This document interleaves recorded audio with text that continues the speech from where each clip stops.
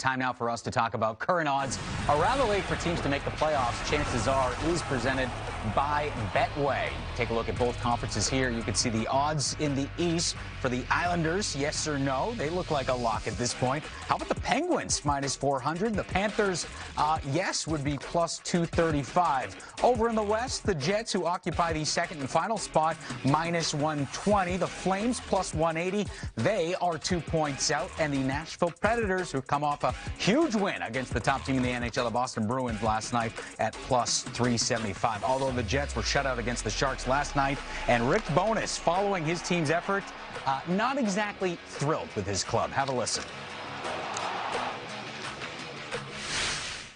I would say we created enough scoring chances that the offense gave us a chance to win the game. We just didn't score, and then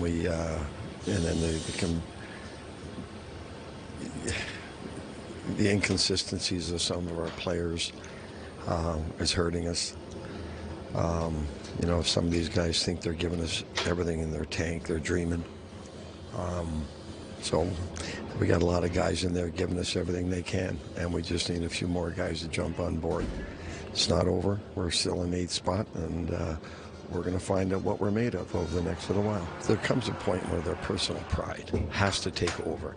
If someone has to go in there and point that out to them, then there's a big problem right there. Well, professional athletes never want their pride questioned or called out publicly. If you're a player inside that room, what message are you receiving from Rick Bowness? Well, it seems like it's been a message for a while from Rick Bowness out of this, just asking for more out of this group. And it just is not trending in the right direction for the Winnipeg Jets. So what can you do if you're Rick Bowness? I don't know. I'm not a coach. I just stopped playing. I don't know. I didn't listen to the coaches when I was playing anyway. I got to go out there and stop the puck. So you got to. Yeah. It's tough because you're just running out of time. Yeah. So you can. There's all the different ways you can snap on the guys.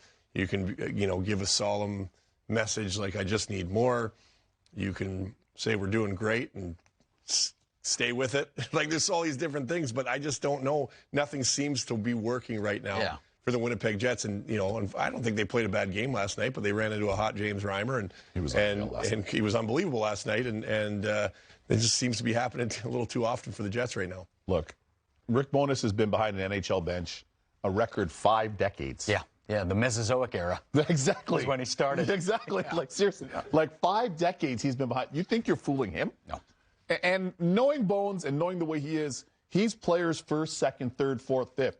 So by the time he gets to the 6th time down the line, he's going to have to say something. You put him in a position where he has to say something, which is frustrating because they have a ton of talent on that roster. You have an ace goalie and a Vezina Trophy winner in the big man, Connor Hellebuyck. They were so good to start the season. They were so good. Halfway through the season, they were at the top of the division. They were on fire. So what happened? Got sweet. Got good to him. It got good to him. And you could see this coming down the line. Because, as you said, Doobie, this wasn't the first time. Look, message sent from the outset, from right prior to the season. Yeah. My man, Josh Norsey, Rick Bowness went to him, had a good conversation with him. I know you can be more.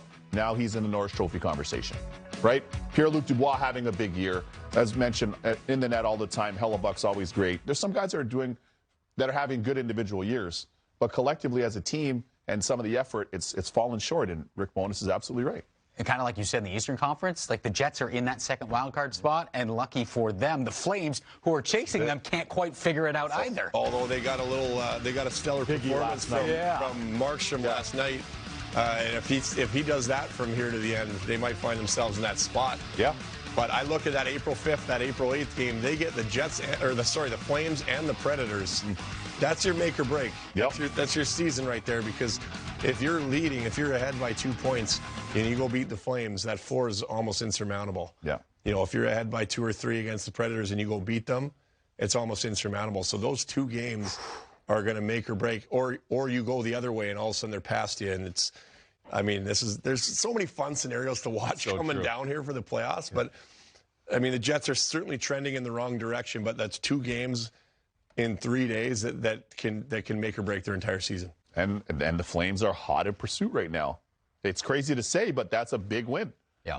You look at them now, they were done. They were. And all of a sudden, they start getting back in, clawing their way back in. Markstrom starts to rediscover his game. J-Mo, this makes it tantalizing. Look at the schedule. Look at the schedule. The easiest schedule of all 32 teams in the NHL right now, the Flames. So get out the crystal ball. Are the Flames getting in the playoffs? We talked about losing to the Sharks last night. These bottom feeders are killing teams right now. Are they getting it? I thought they were donezo.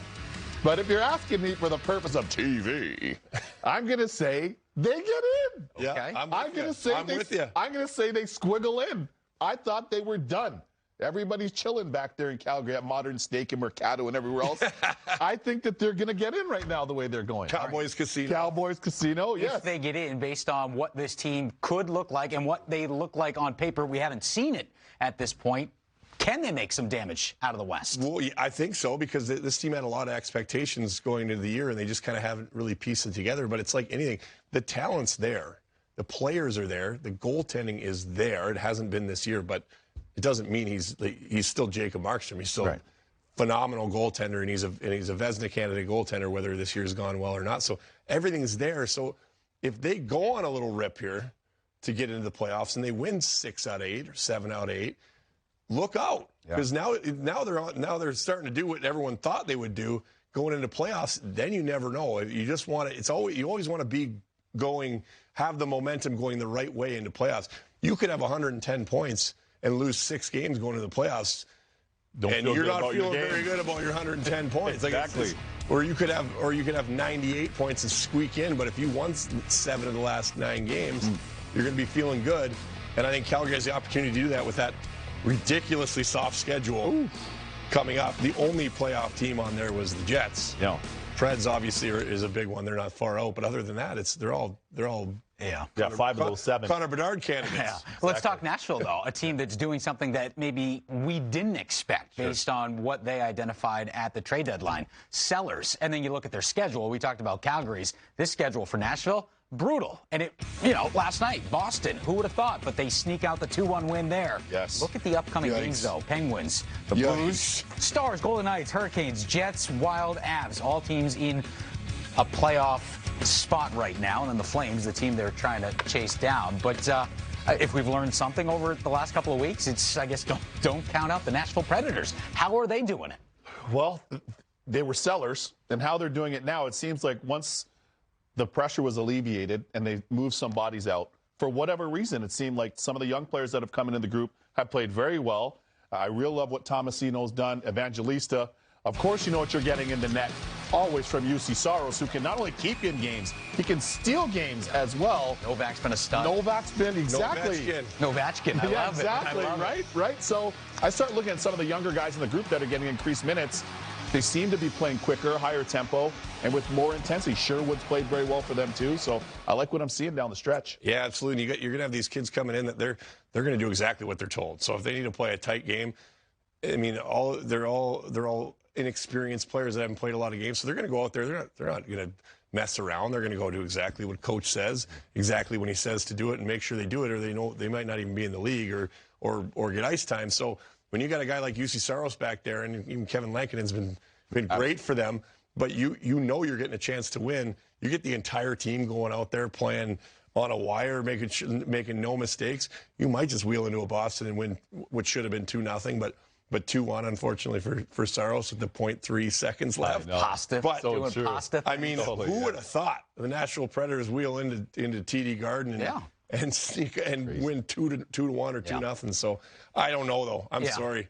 Looking at that schedule, and those teams are all they're all vying for playoff position. Right. They've got something to lose, too. Yeah, they're all every one of those games, those teams are going to be playing for something. So no offense to Nashville, but that is a nasty schedule. Well, Preds fans don't want to hear it, but if this team doesn't make the playoffs, it's a good thing looking ahead to next year because they can get the band back together. The pieces like Roman Josi, Philip Forsberg, Duchesne healthy, those guys. And then they kind of know what they have in some of these youngsters as well, right? This could be a quick turnaround. For sure. Plus, they're hosting the draft. You're hosting awards.